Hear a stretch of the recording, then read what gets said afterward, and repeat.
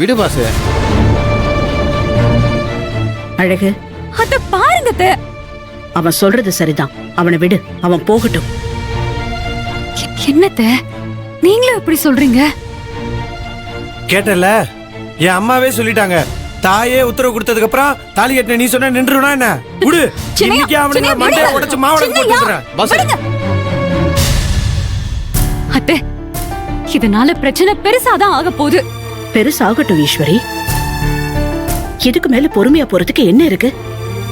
நம்ம அபி குழந்தை.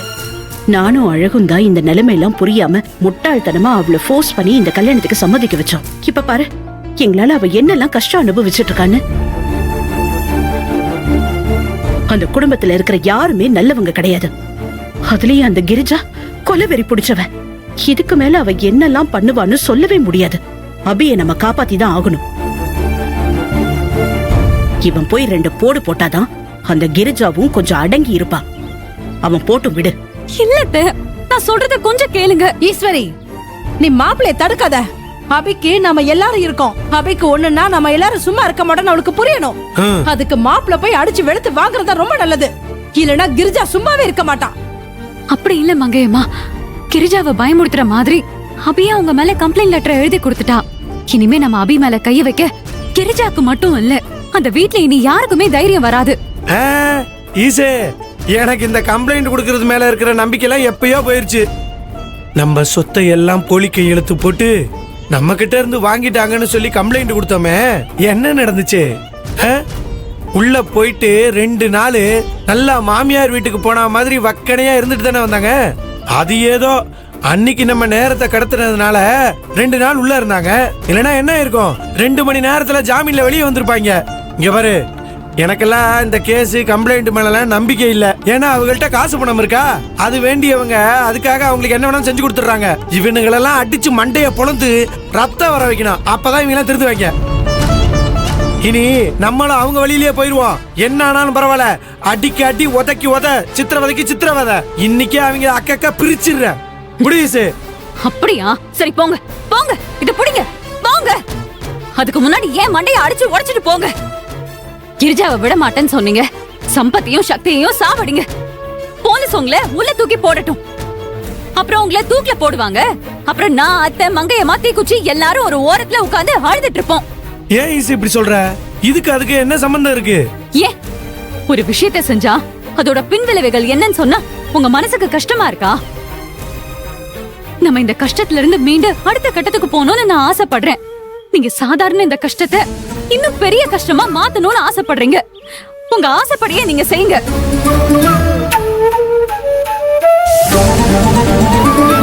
ஈஸ்வரி, கோவப்படாத. எப்படி கோவப்படாம இருக்க முடியும்? நான் அந்த கிரிஜா கிட்ட சவால் விட்டுருக்கேன். வீட்டையும் கம்பெனியையும் சொத்தையும் என் சின்னையாவை வச்சு மீட்டு என் அத்தைய திரும்ப அந்த வீட்டுக்கு கூட்டிட்டு வந்து உங்க எல்லாரையும் விரட்டி அடிப்பேன்னு அந்த கிரிஜா கிட்ட சவால் விட்டுருக்கேன். நான் அதுல தோத்து போயிடுவேன் போல இருக்கு.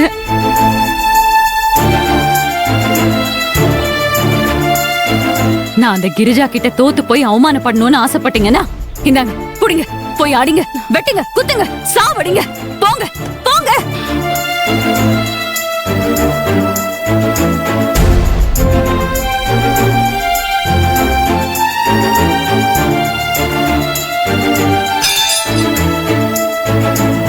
என்ன மன்னிச்சிரு ஈசு.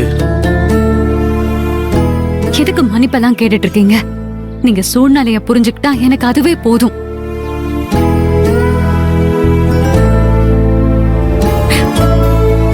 என்ன மன்னிச்சிருங்க. உங்க எல்லார விடவும் கிரிஜா மேல கோவமும் கொலவெறியும் எனக்கு அதிகமா இருக்கு. அபி அவங்க எப்படி கொடுமைப்படுத்தினாங்கன்னு காதால கேட்ட உங்க எல்லாருக்குமே இவ்ளோ கோவம் வருதே. அத கண்ணால பார்த்த எனக்கு எப்படி இருந்திருக்கும்? என் உயிரே துடிச்சு போச்சு. அங்கேயே கிரிஜாவ அதே பூந்தொட்டில அடிச்சு சாவடிக்கணும்னு வெறியோட இருந்தேன்.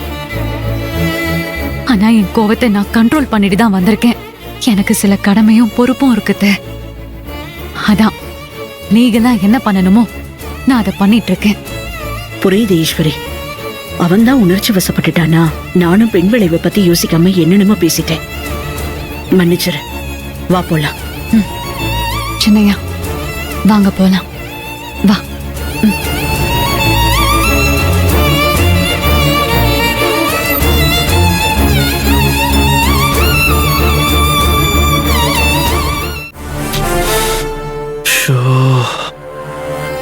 நல்லா இருக்கா? நல்லா இருக்கு. தேங்க்ஸ் கதிர். எதுக்கு? வீட்லயே இருக்க போர் அடிக்குதுன்னு நான் சொன்னதும் டக்குன்னு கிளம்பி மூவிக்கு கூட்டிட்டு போறேன்னு சர்ப்ரைஸ் பண்ணிட்டேன். சூப்பர். சரி வா போலாம். ஒரு நிமிஷம். Dress சூப்பரா தான் இருக்கு. ஆனா அந்த சேஃப்டி Dress போட்டுக்கிட்டீங்கன்னா கொஞ்சம் பெட்டரா இருக்கும். சாரி. எதுக்கு? இல்ல நானே அதை போட்டுட்டு வந்திருக்கணும், மறந்துட்டேன். ஒரு நிமிஷம் இரு.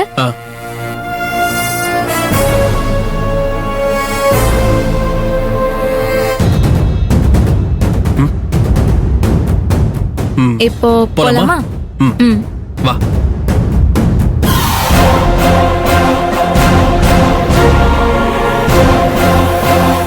மூவி முடிஞ்சதுக்கு அப்புறம் சாப்பிட்டு வந்துடலாம். லாக் பண்ணிடுறியா? யாரு கதிர்? எங்க அப்பா தான் வர்ஷா. ஒரு நிமிஷம். ஹலோ, சொல்லுங்க டாட். டேய் கதிரு, இப்ப எங்க இருக்க நீ? இங்கதான் மார்க்கெட்ல கலெக்ஷன்ல. கலெக்ஷன் எல்லாம் அப்புறமா பாத்துக்கலாம். நீ உடனே கிளம்பி வீட்டுக்கு வா. இல்ல டாட், நான் கலெக்ஷன் முடிச்சிட்டு அப்படியே ஃப்ரெண்ட்ஸ் கூட வெளியே போறேன். அதெல்லாம் அப்புறமா போய்க்கலாம். முதல்ல சீக்கிரமா கிளம்பி வீட்டுக்கு வாடா. என்னாச்சு டாட்? ஏதாவது ப்ராப்ளமா? ஆமா கதிரு. என்னாச்சு? என்ன ப்ராப்ளம்? உன் பொண்டாட்டி இருக்கால்ல,